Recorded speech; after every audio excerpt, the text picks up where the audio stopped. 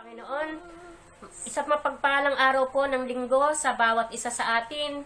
Maraming salamat po sa araw na ito na tayo ay patuloy na binibigyan ng Panginoon ng oras, ng panahon upang mapag-aralan ng kanyang banal na salita. Maraming salamat po sa mga nangungunang nagsisipag-join sa ating gawain, sa kay Sherwin, kay Giselle, kay Jocelyn, kay Meandra C. Gonzales. Hanggang naghihintay po tayo ng mga makakasama pa po natin, tayo po ay bibigyan ng pagkakataon na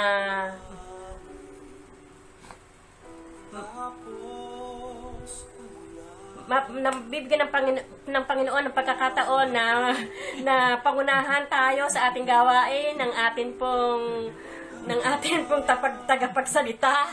Pasensya na po at nawala po. Purihin po ang Panginoon na natigil si Sister Oring siguro dahil kakaunti pa lang. Ayan, Hindi, may na si lumito kasi. Teresita Milarpis. Siguro kaya siya natigil, gusto niyang ma-hold pa para maantay pa yung mga manonood. Ano po? Purihin po ang Panginoon. Hallelujah. Hindi na po natin mabilang yung ating pag-aaral mula nung tayo ay mag-umpisa ng March 30. Hindi po ako nagkakamali. Kung bibilangin po natin ang buwan, ay nasa 7 buwan na tayo. At ito na nga po yung huling linggo na October 25 po. Pero meron pa po tayong sa Miyerkules sa 28 at sa 30 yung Friday ay sakop pa rin sa pangpito nating buwan na gawain. Purihin po ang Panginoon dahil sa hindi na tayo pinabayaan. Andiyan pa rin kayo na patuloy na sumusubaybay sa ating gawain. At alam ko na ang Diyos ay, sabi nga natin sa araw ng pag-aaral natin, ang Diyos nang nag-aayos ng lahat ng ating panahon para hindi tayo makalimot sa kanyang gawain, para hindi natin mapabayaan yung kanyang gawain. Kaya purihin po ang Panginoon. Ngayon naman ang ating paksa, ang pag-uusapan po natin, hindi na po tayo magpapaligoy-ligoy pa. Ang ating paksa po ngayon ay ang ating maawaing Diyos. Ang ating mahabaging Diyos. Pwede rin. Sa English, our compassionate God. Amen? Hallelujah. Ito po ay tungkol po, ang ating teksto ay tungkol po sa alibughang anak. The prodigal son. Ano po? Doon po sa may mga Bible, sa tabi po nila ay makibukas po sa aklat ng Lucas chapter 15. Mahaba-haba pong basahin ito. Verse 11, umpisa po hanggang 32. Kailangan po nating basahin para makuha natin yung pinakakwento. At doon kukuha tayo ng mga paksa. At lalabas sa lahat ng paksa, yung ating paksa, ang ating mahabaging Diyos o ang ating maawaing Diyos. Amen? Purihin po ang Panginoon. Tayo po ay bumasa sa ating teksto. At ang sabi ko nga po, ang title nito ay ang Alibughang Anak. Purihin po ang Panginoon. Marami na pong aral na narinig tayo rito. Pero ito po ay kung ito po ay napag-aralan nyo na, ito po ay isang paalala na lamang.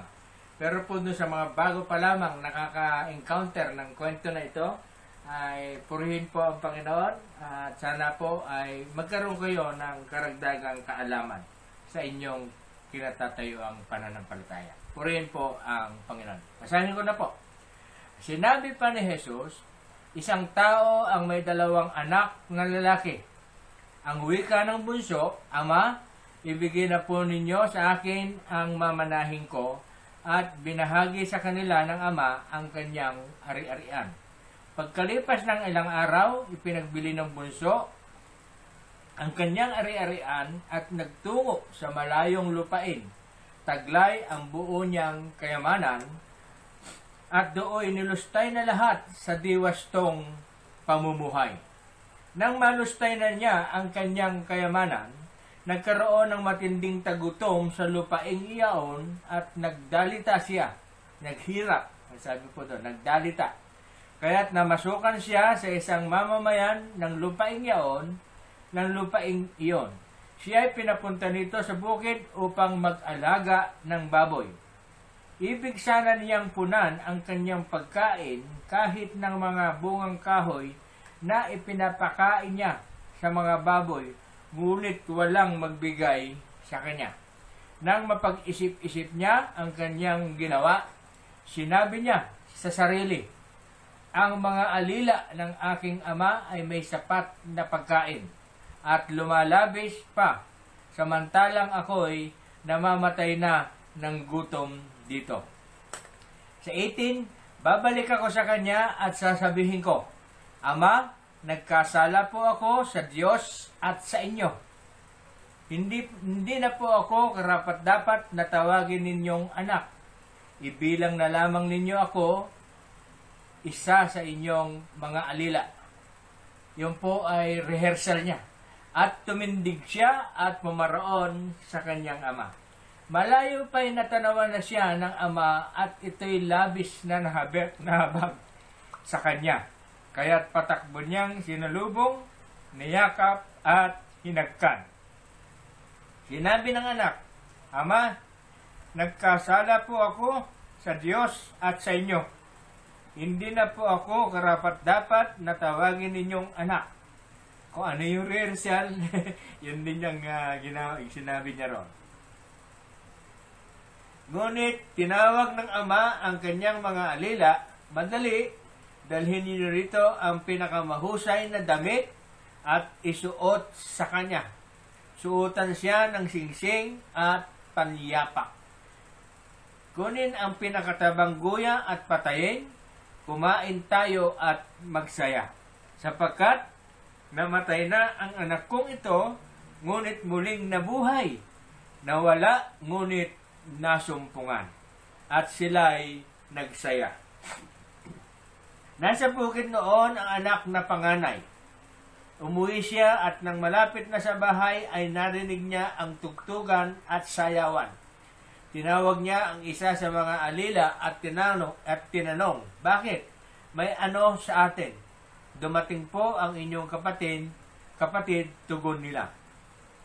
Ipinapatay ng inyong ama ang pinatabang guya sapagkat nagbalik siyang buhay at walang sakit. Nagalit ang panganay at ayaw itong pumasok sa bahay. Kaya lumabas ang kanyang ama at inamo-amo siya. Ngunit sinabi nito, Pinaglingkuran ko po kayo sa loob ng maraming taon at kailanman hindi ko kayo sinuway. Ngunit ni Misay hindi ninyo ako binigyan ng kahit isang bisirong kambing para magkatuwaan na kami ng aking mga kaibigan. Subalit nang dumating ang anak ninyong lumustay ng inyong kabuhayan sa masasamang babae, ipinagpatay pa ninyo ng pinatabang guya. Sumagot ang ama, Anak, lagi kitang kapiling. Ang lahat ng ari-arian ko'y sayo. Ngunit dapat tayong magsaya at magalak sapagkat namatay na ang kapatid mo, ngunit muling nabuhay. Nawala, ngunit nasumpungan. Amen? Ang ganda po ng istorya nito. At doon pa lamang sa istorya, doon po kung kayo po ay nakasunod at bumasa sa ating pinag-aaralan, sa ating pag-aaralan, ay parang hindi ko na kailangang magpaliwanag pa. No, hando na lahat. Kompleto na. Wala na dapat paliwanag. Pero, meron po tayong dapat pag-aralan. Kasi nga po, tayo po ay nagba-Bible study. Purihin po ang Panginoon. Tayo po ay manalangin. Banal at dakilang Diyos na mga pangyarihan sa lahat. Kami nga po, Panginoon, ay muling nagpupurit, nagpapasalamat sa iyong dakilang pangalan. Tunay nga po, Panginoon, na sa oras ng ito ay katagpuin mo ang aming mga espiritu upang ganap naming maunawaan ang iyong mensahe para sa hapong ito.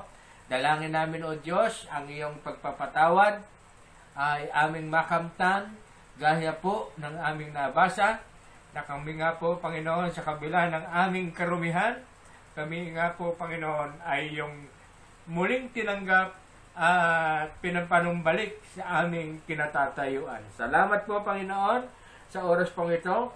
Kaya itinataas ko po sa iyo ang lahat po ng namumuno ng gawain ito. Ganon din po sa lahat po ng maaabot at makapapanood at maabot ng aming gawain ito.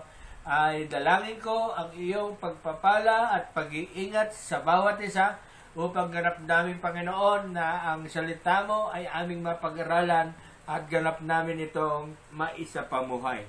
Lord, salamat po sa hapong ito. Ibinabalik namin ang papurit, pasasalamat, kadakilaan at kalulatian ay sa iyo magpakailanman. Ito po ang sama namin dalangin sa pangalan ng aming Panginoong Jesucristo.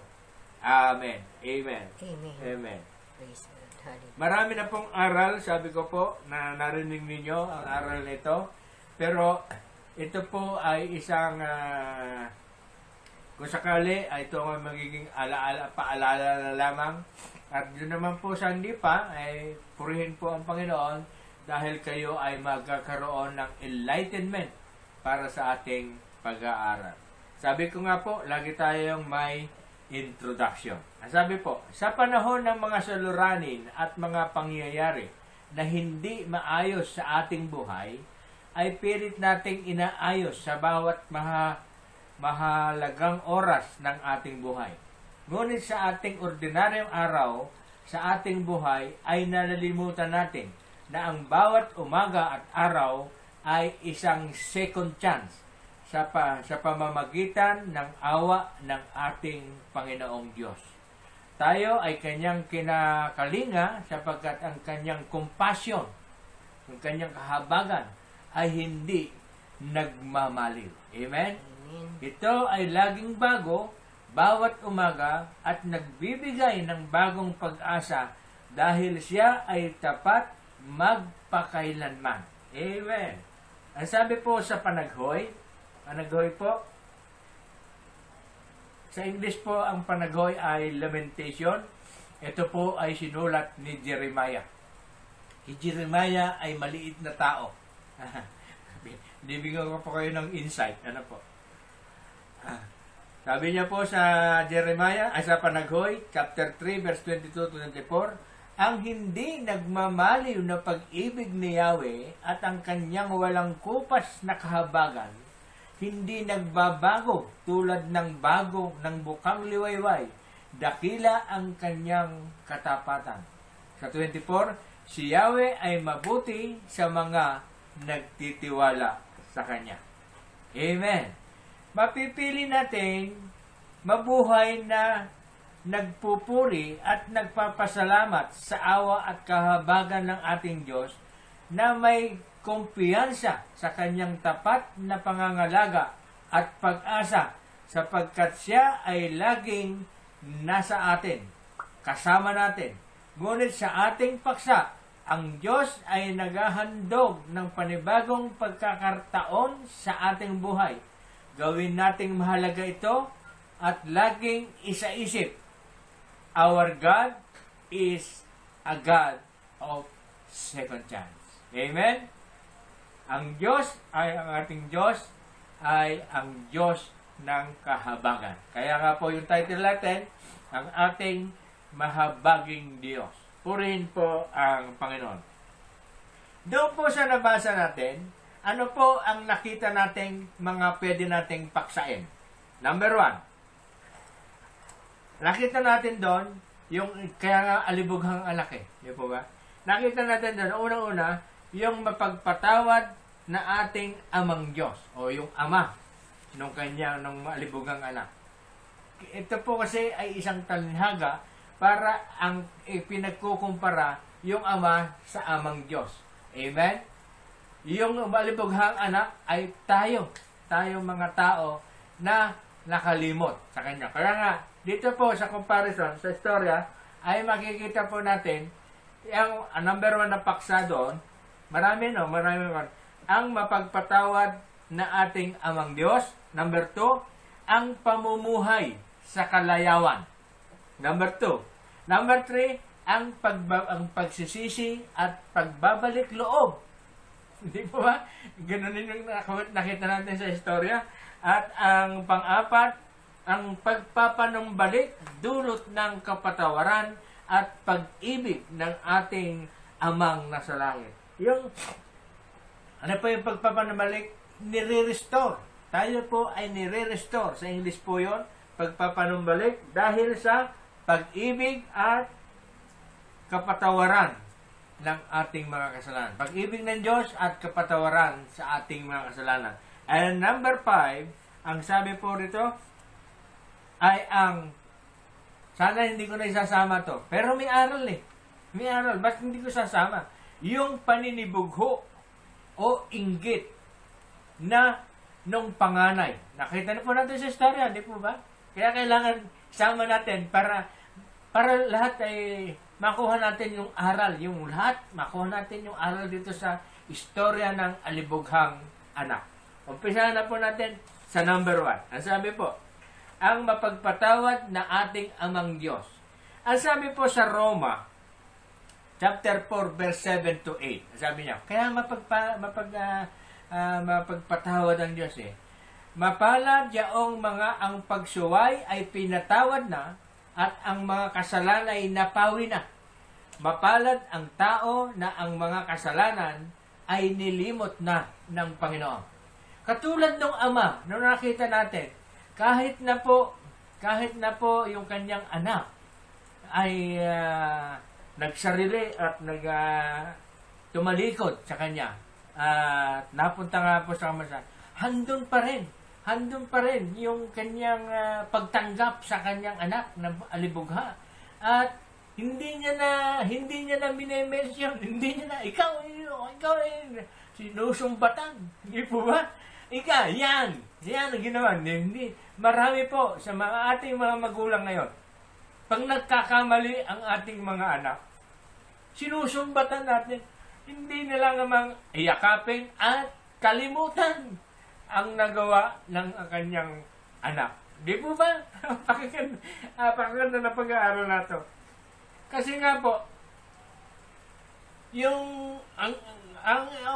dapat natin nakita, yung ginawa ng Diyos. Sabi po dun sa Roma, hindi niya sabi po, ang mga pagsuway ay pinatawad na at ang kasalanan ay napawi na. Mapalad na ang tao ay ang mga kasalanan ay nilimot na ng Panginoon. Hindi na iniisip ng Ama anuman ang nagawang pagkakabali ng kanyang anak. Ang mahalaga, sa isang magulang, ang kanyang anak ay nakabalik ng buhay. Amen? Amen. Ganon din po, basahin natin sa Colossus chapter 2. Colossus chapter 2, verse 13 and 15. Ang sabi po, sa 13, kayong mga hintil na dating patay dahil sa kasalanan, ay muling binuhay ng Diyos na kasama ni Kristo. Pinatawad niya tayo sa ating mga kasalanan at pinawalang bisa ang lahat ng kasulatan laban sa atin, pati mga pananagutang kaugnay nito. Pinawi niya ang lahat ng ito nang ipako siya sa krus.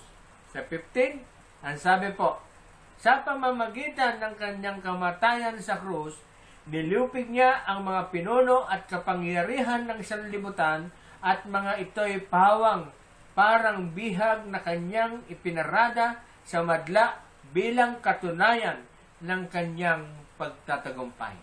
Tingnan po, yung ginawa po ng Diyos, ang solusyon. Dahil po para sa kamatayan ng kanyang bugtong na anak. Yun na lang ang solusyon. Binibigay niya na yung lahat. Wala nang provision. Sige, patatawarin kita dahil ganito. Wala na pong ganon. Binigyan niya po sa pamamagitan ng kanyang kamatayan. Tapos na po yun. Pinatawad niya tayo sa ating mga kasalanan. Pinawalang bisa lahat. Pinawalang bisa niya na yun. Lahat ng mga kasulatan, lahat, parang binura. Katulad po ng ating binasa sa Roma chapter 4. Amen? You see? yung kadakilaan ng Ama, yung kahabagan ng Ama, lahat ay ginawa niya para bumalik lang tayo sa Kanya.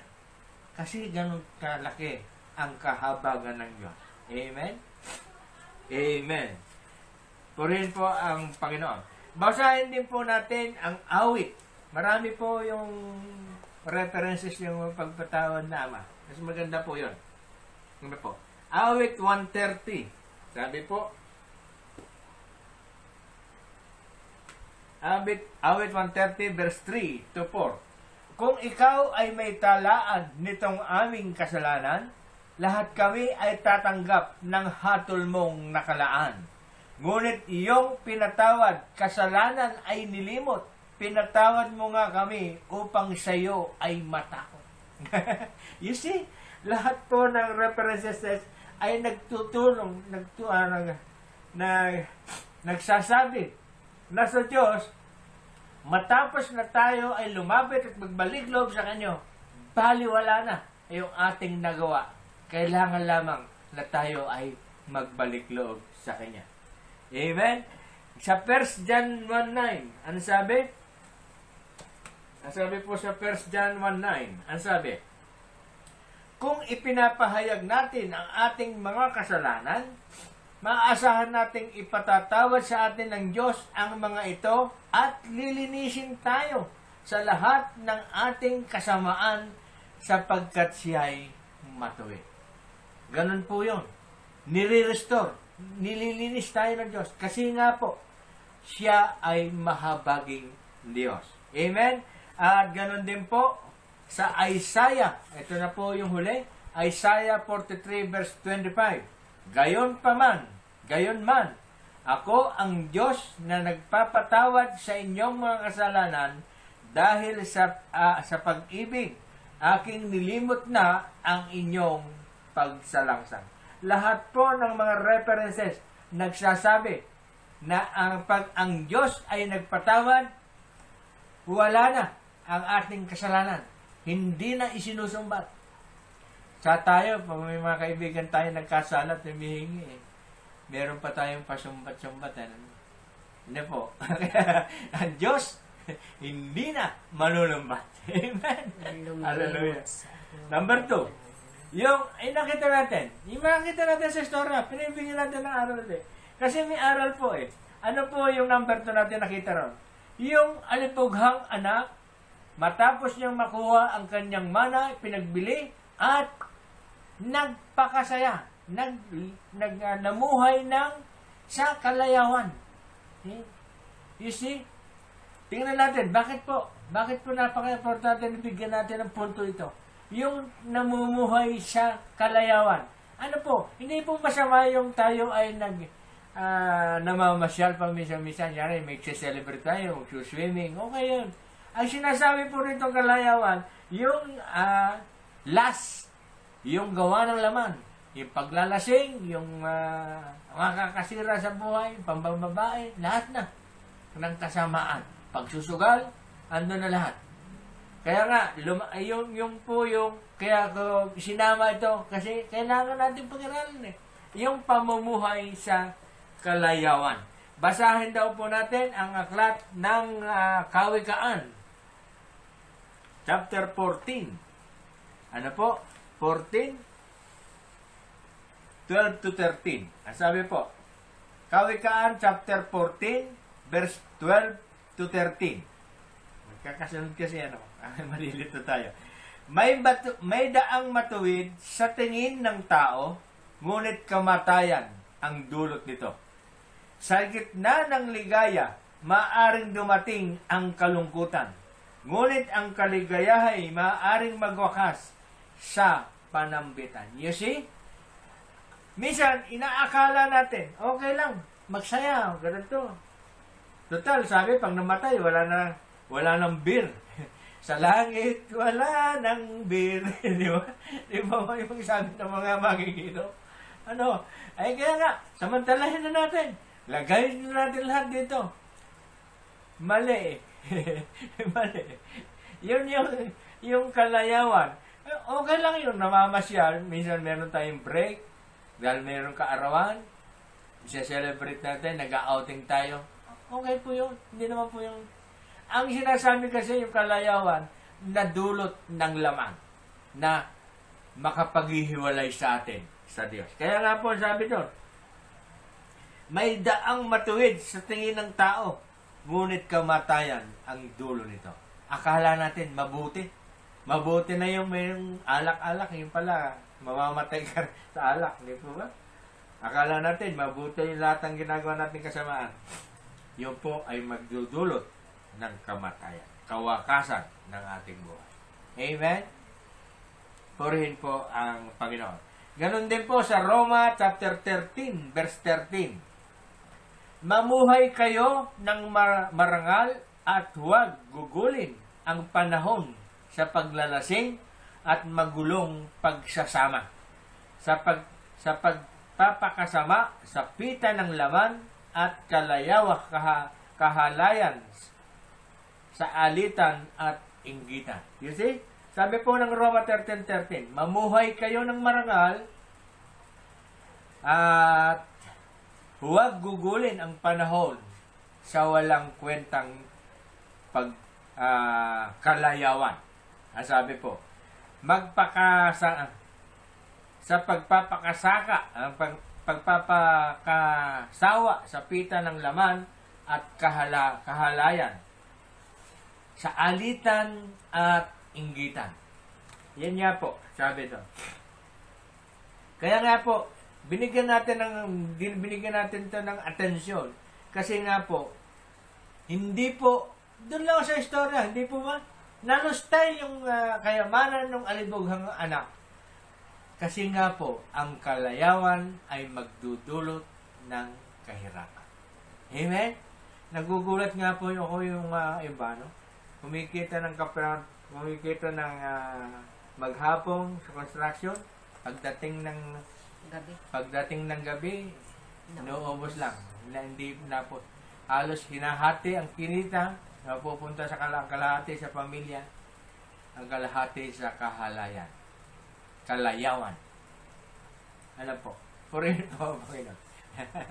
Buti, binago na tayo ng Panginoon. Yun na nga, kaya nga may araw na ganito, kaya lagi natin lalagay, kaya ako sinama ito. Kasi nga po, para ngayon pa lamang ay makapag-isip na yung makakarinig. Number 3, pag-uusapan natin dito, yung pagsisisi at pagbabalik loob sa Diyos. Kasi nga po, kailangan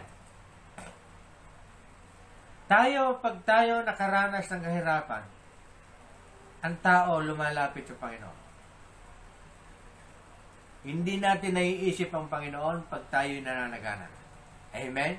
Yung alibughang anak, nung siya ay naipagbili niya ang kanyang kayamanan, naisip niya ba ang Panginoon? Naisip niya ba yung kanyang ama na iniwan, ang kanyang kapatid na iniwan? Hindi eh. Pero dito, nung siya ay naghihirap na, yon, naisip niya na ngayon yung kanyang ama at ang kanyang buhay dati. Buhay hari. Ano po? You see? Kaya nga po, ang pagsisisi at pagbabalik loob sa Diyos. Amen? Napaka-importante. Kasi nga po, kailangan natin ito dahil para tayo ay pagkalooban ng Diyos. Sabi po nga sa 12:9 ng Hebreo, without holiness, you cannot see the kingdom of God. Amen? Kaya nga po, tinutuwid tayo. Ngayon pa lang, tinutuwid tayo na kailangan tayong magbalik loob sa Diyos, pagsisihan natin yung ating kasalanan. Awit 32 verse 5. Ako ay lumapit sa iyong harapan at salay inamin. Amen? Pag-amin. Ang aking ginawang mga pagsalangsang, hindi ko inilihim. Pinagpasihan ko ang lahat ng ito sa iyo'y idaing at aking natamo ang iyong patawad sa sala kong angkin. Amen? You see, ang Diyos ay nagpapatawad. Basta aminin lang natin. Kaya nga kailangan mayroong tayong pagsisisi. Sa awit chapter 51, Ang sabi po, ang pagganda po ng umpisa po nito, sa 51, awit 51, 1 to 4, ang sabi, ako'y kaawaan o mahal kong Diyos, sang-ayon sa iyong kagandahang loob. Mga kasalanan ko'y iyong pawiin, ayon din sa iyong pag-ibig sa akin. Linisin mo sana ang aking karungan at ipatawad mo yaring kasalanan. Verse 3, ang pagsalangsang ko ay kinikilala. Kailangan natin kilalanin. Acknowledge our sins.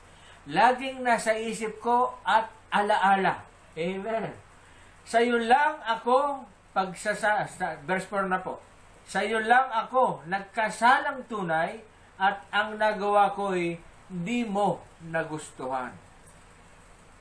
Kaya may matuwid ka na ako'y hatulan, marapat na ako'y iyong parusahan. Amen. You see? Kaya kailangan lang magsisi. Ang Diyos ay laging nariyan. Amen. Inaantay na tayo. Amen. Di ba, pag tayo panalangin, di ba sabi ko, yung kasalanan ang nagiging hadlang sa atin, sa Diyos at sa tao. Kaya nga, si Kristo ay napako, kaya ganyan po ang itsura. Si Kristo ito ang Ama, ito ang tao. Siya po yung naging daan. You see? Yun niyo po yung symbol. Kaya po, ang Diyos at ang tao ay napag-abot sa pamamagitan ng ating Panginoong Kristo. Amen. You see? Kaya nga ganyan po ang symbol eh. Di ba? John 46, ako ang daan, katotohanan at ang buhay. Walang makakaparoon sa Ama, kundi sa pamamagitan ko. Amen? Kaya nakakitna ang Panginoon. Hallelujah. You see? Panginoon Jesus. Kaya nga kailangan po ay magkaroon ng pagsisisi at pagbabalik loob sa Diyos. Number 4, ang pagpapanumbalik dulot ng kapatawaran. Ang Diyos na ito na. Ito na po yung pagpapanumbalik. Restoration na. Pagpapanumbalik dulot ng kapatawaran at pag-ibig ng ating Amang nasa langit. Amen. Sabi po sa awit 103,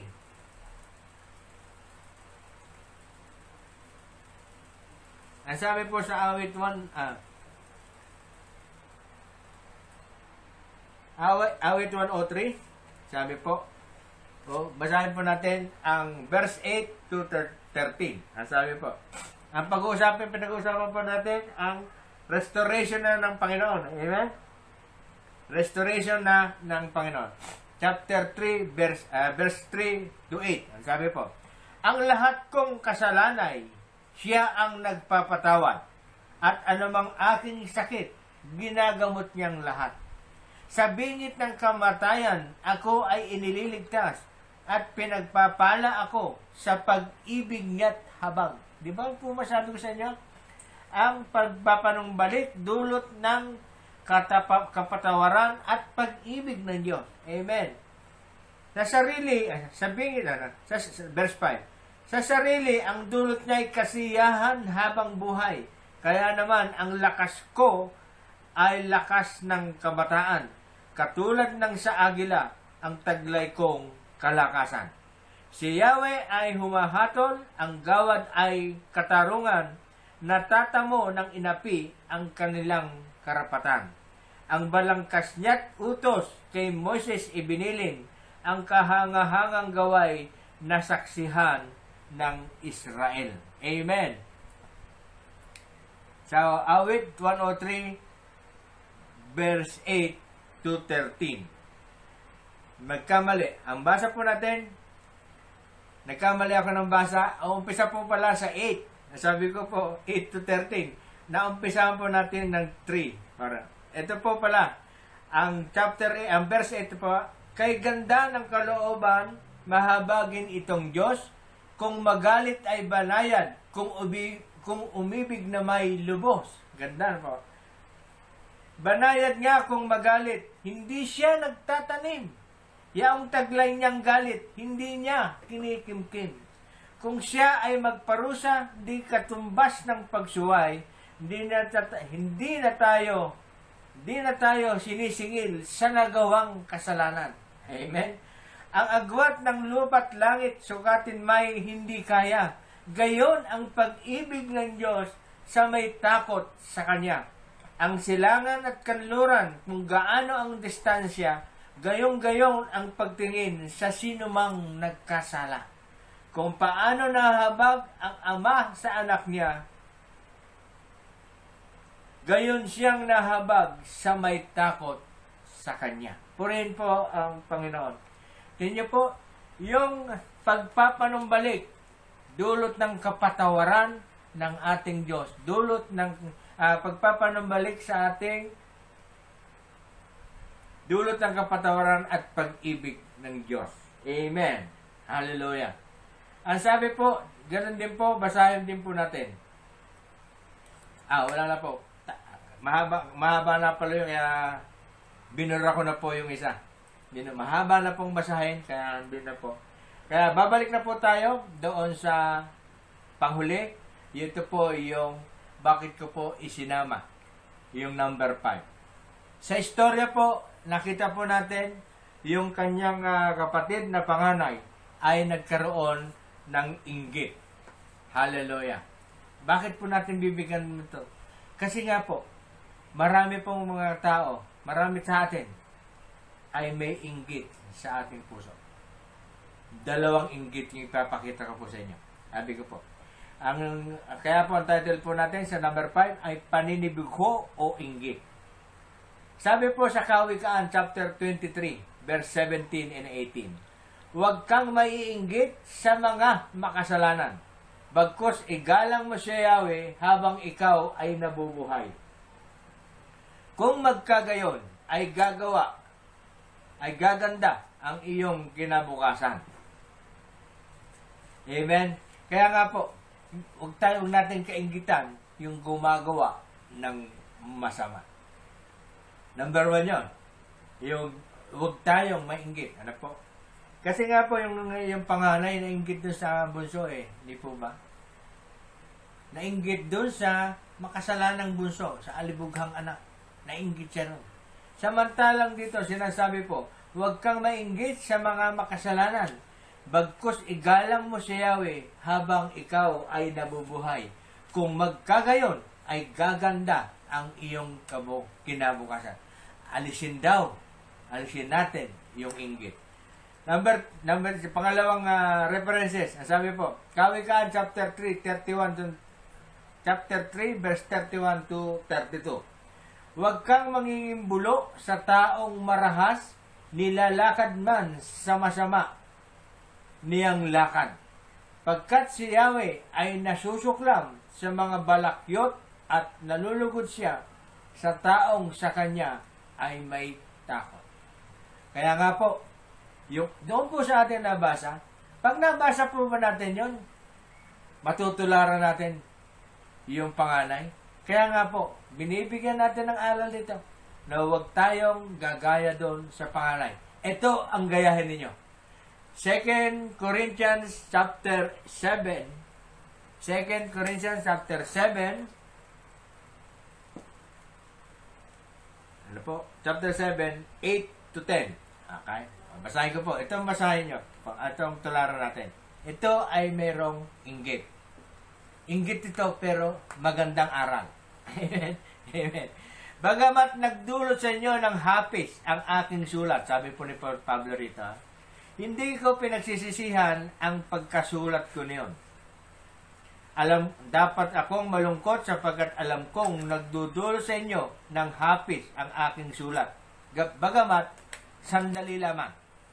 Gayunmay, nagagalak ako pagkat ang kahapisang yaon ang umakay sa inyo upang pagsisihan at talikdan ang inyong pagkakasala. Amen? Ang gayong uri ng kahapisan ay buhat sa Diyos, kaya't hindi kayo napasama dahil sa amin. Sapagkat ang kahapisang buhat sa Diyos ay nagbubunsod sa inyo upang magsisi at magbago sa inyong ikaliligtas. Ngunit ang kahapisang dulot ng sanlibutan ay humahantong sa kamatayan. Tignan ninyo kung ano ang ibinunga ng inyong buhay ng kahapisang buhat sa Diyos. Naging masikap kayo at marubdog upang ipakilalang kayo'y walang kasalanan tungkol sa mga bagay na iyon. Namuhi kayo sa iyong sarili, sinidlan kayo ng takot na nabik sa aking pagdating, nagkaroon ng malasakit at hangaring maparusahan ang nagkasala. Sa lahat ng paraan ay ipinakita ninyong kayo'y walang kinalaman sa mga bagay na iyon. Ano po ang ibig ko sabihin doon? Yung pagkainggit ay doon tayo mainggit sa mga taong ang dulot ay kasiyahan sa kapwa. Kahapisan na dulot ng kahapisang nagmumula sa Diyos. Ako po, inaamin ko po. Hindi po ako, inaamin ko, may inggit ako.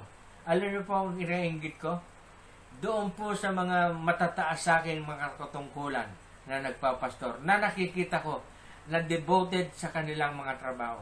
Iyon po yung aking kinainggitan. Nung isang araw, nakikinig po ako sa DCS, sabi po kahapon, in-interview po ng presidente ng DCS yung isang pastor sa San Mateo, Rizal. Dahil po siya ay pastor, silang apat na magkakapatid ay tatlo kanyang mga kapatid ay naging pastor din. Alam niya po yung ginawa niya. Hindi lahat ng miyembro niya hindi lahat ng tao sa kanila ay miyembro niya sa lugar na yon. Pero nagkaroon ng pagkakataon na siya po ay naging daan ng mga taong nandoon sa paligid niya na magkaroon po ng ikabubuhay. Dahil po yung lugar nila, San Mateo, medyo gubat doon. Ang ginawa niya, namigay siya ng mga buto, namigay siya ng mga equipment para sa pagtatanim, at yung mga tao ay nakapagtanim. At naging model pa yung kanilang kabarangay. Dahil nga po, sa ginawa ng pastor na yon. At later on, lahat po nung nakatanggap ng pagpapala na yon ay naging miyembro niya na. Higit yung napala pa ng mga tao, hindi lang yung material na nakuha nila na tulong ng pastor. Higit pang nakuha pa nila nung tanggapin nila ang Panginoon sa kanilang buhay at umanib doon po sa iglesia na yon, at sila nga po ngayon ay namumuhay bilang isang Kristiyano at nagbalik loob sa Diyos. Pinag-uusapan po natin, nagbalik loob sa Diyos na dati kayo ay ligaw. Dati ay wala kayo sa Panginoon. Ngunit ngayon, kayo ay pinanumbalik. Gumawa ang Diyos ng kaparaanan sa pamamagitan ng ginawa ng pastor na yun. Maraming kaluluwa ang naligtas sa lugar na yun. Pero sa umpisa po, lahat po yun, hindi pa mga Kristiyano, iilan lamang po yung kanyang mga miyembro. Pero dahil po doon sa ginawa ng Diyos sa kanya, kaparaanan ng Diyos, na ang mga tao doon sa lugar na yun ay masave sa pamamagitan ng pagtanggap sa Panginoon. Doon po ako naiingit. Sana magkaroon din po ako ng ganon pagkakataon. Pag nabili po namin ang lupa na inaalok sa amin sa San Miguel, and I will declare that, gagawin ko nga po yun. Maging pagpapala, hindi lamang sa tao, sa material, kundi pagpapalang espiritual. Hallelujah. Purihin po ang Panginoon. Yun po ang dapat po natin kainggitan. Amen. Huwag po tayo mainggit. Baka na tayo nainggit sa masasama. Ang kainggitan po natin yung maganda. Maganda. Hallelujah. Magandang bagay na hindi nasisira. Sabi ni Mrs., mga bagay na hindi nasisira ang ating kainggitan. Purihin po ang Panginoon. Tayo po dadako sa conclusion. Lahat tayo ay katulad ng anak na nasa istorya na maraming binabalak sa ating buhay. Naroon ang pagliliwaliw, kaya kalayawan at kung ano-ano pang mga gimmick na hiwalay sa mga plano ng ating Ama. Marami tayong iniisip, hindi kagustuhan ng ating mga magulang. Lahat ay nag-isip na makawala at nag-isip ng di ayon sa kagustuhan ng ating Amang Diyos. Ngunit siya ay laging nariyan upang tayo ay tanggapin sa kabila na tayo ay nagkamali. Roma chapter 3 verse 10 to 12. Walang matuwid, wala kahit isa. Walang nakaunawa, walang umahanap sa Diyos. Ang lahat ay lumihis ng landas at nagpakasama. Walang gumawa ng mabuti, wala kahit isa. Yun po ang sinabi. Kasi nga po, ang iniisip ng tao ay kalayawan. Lahat ay makasusumpong ng kagandahang loob ng Diyos sa kanyang pagpapatawad at pag-ibig. Kailangan lamang nating tanggapin at aminin ang ating pagkakamali at magbalik loob sa Kanya. Meron pong English na kinabasa, when God forgives, He removes the sin and restores the soul. Amen. Sabi po sa awit 32 verse 1, mapalad ang tao na pinatawad na yaong kasalanan at nalimot na rin ang kanyang nagawang mga pagsalangsang. Sa restore, ito naman po, nasa paborito po ni Amalia, awit 23 verse 3, binigyan niya ako niyang bagong kalakasan at sang-ayon sa pangako niya na kanyang binitiwan sa matuwid na landas, doon ako inaakay. Awit chapter 23 verse 3. Ganon po ang Diyos. Siya po ay langhandang magpatawad at hindi niya na po sinusumbat ang ating nagawang pagkakasala. Bagkus, tayo pa ay kanyang nire-restore. Katulad po ng ginawa ng Ama sa kanyang alibughang anak nang bumalik, suutan niya ng mararinang damit, suutan niya ng singsing at pangyapa. Ganon tayo. Ipaghahanda. Pag tayo ay nagbalik loob sa Diyos, tayo ay kanyang pagpapalain. Purihin po ang Panginoon. Sana po may napulot tayo dito. Ako man, marami akong nakuha dito. Bagamat matagal ng aral ito, sa aking pagsusulat, napansin ko may napulot ako dito. Kaya nga po, sabi ko, hindi lamang kayo ang nag-aaral, pati na rin ako. Purihin po ang Panginoon. Dadako na po tayo sa ating pananalangin. Praise God. Hallelujah. Purihin po ang Panginoon sa mga salita niya na ating napakinggan sa mga sandaling ito. Tayo po ay dadako sa ating panalangin.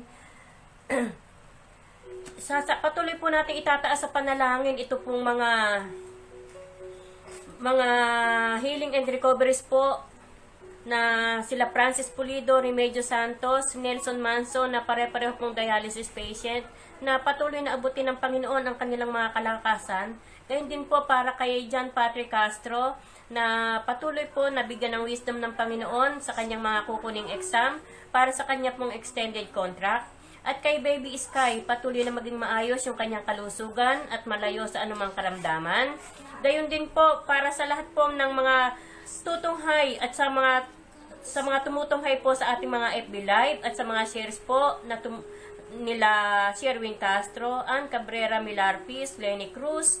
Patuloy po nating isama sa Panginoon ang kanilang mga concerns at gayon din po ang birthday po itaas po natin sa Panginoon yung birthday po ni Daday Milarpis na kasama po nating nakagwawatch sa mga sandaling ito at yung kanila pong anniversary mag-asawa sila Manuel Milarpis at Daday Milarpis. Happy anniversary po. Gayon din po para sa kalakasang pisikal, kalakasang espiritual, sa maayos na kalusugan, hanap buhay po sa mga nangangailangan din po ng trabaho, kapayapaan ng isip, Gayon din po kagalingan sa lahat ng may karamdaman, proteksyon din po ng lahat laban sa virus na dulot ng COVID-19, ang pag-provide ng Panginoon sa lahat ng ating mga pangangailangan. Sa mga naka-join po sa mga sandaling ito, kila Sherwin Castro, Giselle Cabrera Milarpis, Teresita Milarpis, Jocelyn Milarpis, Annalisa Milarpis, Rochela Vanessa Santos, Amalia Milarpis Santos, Ann Cabrera Milarpis, Lucy Milarpis, Daday Milarpis, Mean Rase Gonzales, Dalia de la Cruz, Lenny Cruz, Eloisa Tolentino, at si Jen Mark Romulo Pastrana. Gayon din po sa mga kaibigan nating mga kaanak at kaibigan po nating mga OFW, patuloy po natin silang isama sa ating mga panalangin na magkaroon din sila ng maayos na kalusugan, kalakasang pisikal at espiritual, hanap buhay din po para doon sa mga nawalan ng trabaho sa kanila, kapayapaan, kagalingan sa lahat ng may karamdaman, proteksyon ng lahat laban sa virus na dulot ng COVID-19, at i-provide din po ng Panginoon yung lahat ng kanilang mga pangangailangan. Sa Japan, sila John Patrick Castro, Gerardo Angelo Gaspar, Leonard Caparas, Joby Moyo and family, J.R. Santos, Jesusa Corpus Castro, Glenda Enriquez Yamaguchi, sa Abu Dhabi, Marciana Pajardo, Ricardo Singh, sa USA, Lenny Cruz and family, Sarah Cruz and family, sa Dubai, Lucy Milarpis, sa Taiwan, si Andoria, sa Middle East, Ed Cabrera, Cathy Cabrera, Jason Cabrera, Lynn Maglake, Butch Gonzales, sa Taiwan, si Anduria, sa Hong Kong, Glenda Pagaduan Gomez, sa Jeddah, Marvin Pangilinan, sa Norway, Eser Bipolito, sa Australia, Jane Baniked and family, Ami Basco and family, sa Italy, Danilo Apostol, Irene Apostol, Heidi Apostol, Lea Siganlay, Maribel Apostol, kasama na po ng kanilang mga pamilya. Purihin po ang Panginoon. Tayo po ay dadako sa ating pananalangin. Lagi po na ito ay ating dinadala sa ating panalangin. Nagpupuri rin ako sa Panginoon dahil yung mga dati-dati na lang ang ating itinataas. Ang sinabi ko sabihin, walang bagong prayer request. Amen. Sana nga, wala nang magre-request ng panalangin sa kagalingan. Ibig sabihin, wala na sana magkakasakit. Hallelujah. Lahat sana ay safe. Yun po ibig sabihin. Purihin po ang Panginoon. Tayo po ay manalangin. Banal at dakilang Diyos na makapangyarihan sa lahat. Kami nga po, Panginoon, ay nagpapasalamat sa iyong mensahe na tunay nga po, Panginoon, na kami ay magbalik loob sa iyo. Tanggapin ka namin bilang isang Panginoon ng aming buhay. Kami nga po, Panginoon, ay nagsisisi at humihingi ng tawad sa lahat po ng aming karumihan, mga nagawa at nasambit na hindi ayon sa iyong kalooban. Lord, sa hapong po ito, gawin mo pong marapat ang aming paglapit sa iyo sa paghingi po ng lahat ng aming ilalapit na panalangin. At ikaw nga po, Panginoon, ang siyang maglinis sa amin upang kami po ay makarapat dapat na makatanggap ng iyong pagpapala at katuguran sa lahat ng aming mga panalangin. Lord, sa hapong po ito ay patuloy po namin itinataas sa iyo yung amin pong itinataas na kagalingan, restoration po ng kanilang mga buhay para po kay Jojo Pulido, Ate Remedios Santos at kay Nelson Manso sa kanilang pong karamdaman, sa kanilang pagdadialysis. Gayon din po, Panginoon, para kay Patrick Castro sa kanyang pagkuha ng examen, O Diyos. Dalangin ko, O Diyos, ang iyong karunungan at kalakasan para sa kanya. Ganon din po, Panginoon, itinataas ko po ang mga taong magbibigay sa kanya ng examination. Hawakan mo po ang kanilang mga puso. Magkaroon po ng compassionate heart, Panginoon, upang bigyan nga po ng kaluwagan ang examination ni Patrick na sa Japan. Ganon din po, Panginoon, para kay Baby Sky at kay Baby Harriet Lian Diolaso, na patuloy po namin itinataas ang mga batang ito, O Diyos. Naganap nga po, Panginoon, na sila na po ay magkaroon ng ganap na kalakasan, natural na kalakasan ng isang tao na nilalang mo. Gawin mo po, Panginoon, ang kanilang kalusugan ay umigi na at mahinto na po ang kanilang pagpunta sa mga manggagamot. Ganon din po, lalong-lalo na kay Harriet ay makalabas na po siya sa ICU na kanyang kinalalagyan. Lord, dalangin ko, Diyos, ang patuloy na kalakasan at pagpapala po sa pamilya po ni Jenmark Pastrana at Princess Milarpis sa kanilang pagtataguyod po ng kanilang baby. At ganon din po, Panginoon, sa kalakasan at hanap buhay po ng mag-asawa. Ganon din po, itinataas din po namin sa iyo ang anibersaryo at kaarawan ni Daday Milarpis. Dalangin namin, Panginoon, sa kanila pong anibersaryo ni Manuel at Daday ay magkaroon pa po ng maraming pagkakataon sa kanilang mga buhay na pagsasama. Ganon din po, Panginoon, sa buhay po, sa birthday po ni Daday ay magkaroon po siya ng karagdagang kalakasan, kagalingan sa kanyang karamdaman. Ganon din po, Panginoon, ang kalakasan. Dalangin ko, Diyos, na ang kanilang hanap buhay ay huwag mapatid at patuloy mo po pagpalain. Idako po, Panginoon, sa kanila ang lahat ng kanilang mga kailangan, lalong-lalo na, Panginoon, ang pagpapala po sa kanilang negosyo. Dalangin ko, O Diyos, na sa kaarawan po ni Daday ay marami pa pong kaarawang dumating sa kanya. Dalangin ko po ang kanyang kalusugan at kalakasan, lalong-lalo na, Panginoon, ang kanilang mga pamilya. Salamat po, Panginoon, at patuloy nga po, Panginoon, na inilalapit din namin sa iyo ang lahat ng tumutunghay at tutunghay sa mga shares po ni Sherwin Milarpis Castro, sa shares din po ni Ann Cabrera Milarpis, at sa share po ni Lenny Cruz. Dalangin ko, O Diyos, ng lahat po ng nakatunghay sa mga shares nila, ay tinataas ko nga po sila sa iyo, Panginoon. Nilalapit ko po, idinadalangin na sila nga po, Panginoon, ay yung pagpalain, ingatan, gabayan at patnubayan. Ganon din po ng kanilang mga mahal sa buhay. Lord, abutin mo po ang kanilang pangunawa sa kanilang narinig ngayon na aral, na sana nga po sila ay makasumpong ng iyong pag-ibig at sila nga po, Panginoon, ay makapagbalik loob sa iyo. Ganon din po, pagpapala at pag-iingat po at kasaganahan para kay Sherwin Castro at kay Ann Cabrera Milarpis at Lenny Cruz na nag-share sa pamamagitan po ng kanilang ginawa, ay sila po ay naging daluyan ng iyong pag-ibig sa kapwa na kanilang mga kaibigan. Salamat po, Panginoon. At ganoon din po sa patuloy namin itinataas sa iyo ang lahat po ng OFW na nabanggit na po sa mga kanilang lugar at mga pangalan nila na nakasulat dito sa papel. Patuloy po namin silang itinataas sa iyo. Dalangin namin ang iyong pagpapala, pag-iingat, gabay at patnubay din po. Ganoon din po, Panginoon, ang pagpapalang material, pagpapalang spiritual, kagalingan po para po sa may mga karamdaman. Nawa, Panginoon, ay pagpalain mo rin at ingatan ang kanilang mga mahal sa buhay na naiwan dito sa Pilipinas.